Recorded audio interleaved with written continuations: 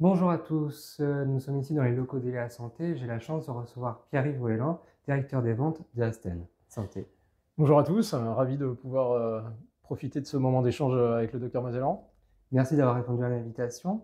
Donc, l'idée, c'est de venir en ce début d'année 2024 proposer un nouveau format avec la présentation de certains prestataires de santé qui s'engagent dans des nouvelles présentations et orientations dans leur prise en charge.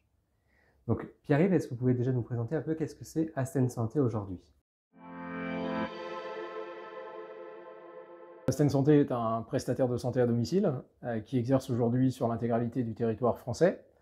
On prend en charge donc bien évidemment les patients sur l'intégralité des schémas thérapeutiques accessibles au métier de prestataire de santé à domicile et on a une file active aujourd'hui qui dépasse les 110 000 patients. D'accord. Et ça en combien d'années? Donc en fait, Asten Santé est une marque relativement jeune qui a été lancée en 2019, sachant que les entreprises à l'origine d'Asten Santé sont elles beaucoup plus anciennes et ont environ une cinquantaine d'années.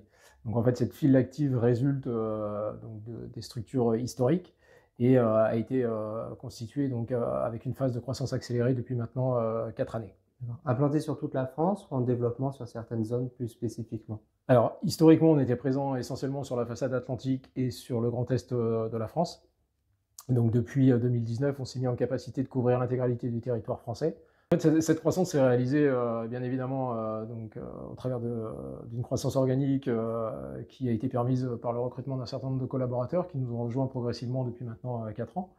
Et puis il y a également eu de la croissance externe, donc avec une vingtaine d'acquisitions réalisées depuis maintenant 2019, ce qui nous a permis donc de progressivement mailler l'intégralité du territoire français, d'une part, et puis d'autre part de répondre à la deuxième ambition qui était la nôtre, qui consistait à développer nos activités également au-delà du respiratoire sur les métiers de la perfusion, de la nutrition, de l'insulinothérapie bien évidemment. Ok, parfait. Et justement, Pierre-Yves, c'est qui? Pierre-Yves Ruellan, donc j'ai une cinquantaine d'années, j'ai rejoint Asten Santé il y a maintenant 5 ans. Et j'ai un passé exclusivement dans la santé, mais la petite originalité, c'est que j'ai toujours exercé dans la santé animale. Donc j'ai travaillé dans l'industrie pharmaceutique chez un certain nombre de structures comme Vetoquinol, Novartis, sur des fonctions donc vente et ensuite d'encadrement et différentes fonctions managériales et exclusivement donc dans la santé animale. Et donc en 2018, on m'a parlé du projet Asten Santé. J'ai décidé de franchir le pas et de rejoindre l'aventure. D'accord, super. Quand on parle justement de projets, de personnes qui rejoignent une aventure, le 18 octobre dernier 2023 a été lancé Horizon 360 avec le lancement de la Poste Santé et Autonomie. Qu'est-ce que c'est? Qu'est-ce que ça représente? La Poste a communiqué le 18 octobre sur le projet qui était le sien dans la santé, de façon beaucoup plus affirmée. Donc à savoir que la petite originalité d'Asten Santé tient à son modèle capitalistique. Donc 52% des titres sont détenus par la Poste depuis maintenant mai 2017.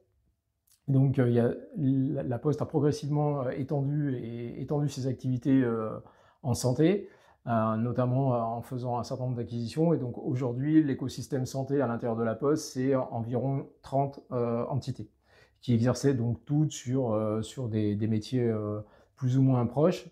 Et la feuille de route qui a été présentée donc, par Dominique Pont mi-octobre 2023, pardon, a consisté justement au travers de 2 axes stratégiques, que sont donc d'une part les services humains de proximité et d'autre part les services numériques de confiance, a donc présenté de façon beaucoup plus détaillée l'ambition qui est celle de la Poste Santé et Autonomie. Lors de cette présentation, je trouvais que le titre était bien trouvé, Horizon 360.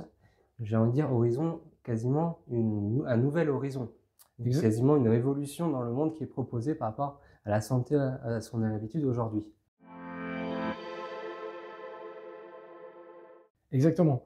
Donc en fait, donc la Poste s'est intéressée donc à la santé donc à partir de 2016-2017. Le premier fait marquant ayant été la prise de capital d'Asten Santé. Ensuite, donc plusieurs entités ont rejoint le groupe pour aujourd'hui donc constituer un écosystème d'environ 30 entreprises. Et donc la feuille de route qui a été présentée donc, au mois d'octobre consiste à définir 2 axes stratégiques. Le premier étant donc le service humain de proximité et le deuxième étant le service numérique de confiance. Qui est plutôt sur DocaPost. Exactement, qui aujourd'hui est plutôt donc, hébergé chez DocaPost. L'ambition étant en fait sur les services digitaux aujourd'hui offrir une proposition de valeur sur l'intégralité de la chaîne, donc qui consiste à à récupérer de la data, ensuite à la stocker dans un environnement souverain et derrière bien évidemment à l'analyser et en tirer le meilleur des subsides, quoi. En quoi justement ce côté 360 va aider Asten dans sa prise en charge des patients au quotidien? Alors l'intérêt pour nous en tant que prestataire de santé à domicile, c'est dans la relation avec le prescripteur de sortir d'une logique centrée uniquement sur la prise en charge des patients, mais de se positionner aujourd'hui dans une réflexion autour des parcours et d'appréhender la discussion plus en mode partenaire et d'essayer de rentrer dans la compréhension du besoin du médecin. La particularité de notre appartenance au projet La Poste Santé Autonomie, aujourd'hui, c'est un positionnement donc, dans l'appréhension du prescripteur qui est un peu différente et qui nous offre la possibilité d'avoir une vue beaucoup plus large et ne pas uniquement être centré sur la prise en charge du patient qui nous est confié, mais d'essayer de construire donc, des projets, des partenariats avec les médecins et avec leurs équipes pour trouver des solutions. Je prends un exemple, aujourd'hui on peut nous appeler pour une prise en charge d'un patient en antalgie post-opératoire. Donc nous on va savoir appréhender le patient sur le volet retour au domicile et gestion de la douleur, mais possiblement dans un certain nombre de cas le sujet est plus de la coordination. Et donc là on va faire appel à une autre société qui va être par exemple Noé Santé, qui aujourd'hui fait également partie de notre écosystème et qui lui sera en capacité de travailler plus sur la coordination du soin en étant en capacité de trouver l'infirmière libérale, de trouver le kiné, etc. etc. Autre exemple, on dispose aussi dans notre environnement d'un plateau d'infirmiers chez la plateforme médicale. Et par exemple, dans le cadre du suivi de nos patients diabétiques, aujourd'hui, on peut se reposer sur le plateau d'infirmiers qui va interagir à intervalles réguliers avec les patients sous un format qui est un peu différent, qui n'est pas du présentiel au domicile, mais qui vient s'intercaler entre le domicile et le distanciel via des appels à intervalles réguliers, ce qui permet aussi de maintenir le lien avec le patient. D'accord, ok, donc une prise en charge qui se veut tout en un. Tout à fait. Et autre sujet, on est aussi, au regard de notre ADN, très investi sur le sujet des études cliniques.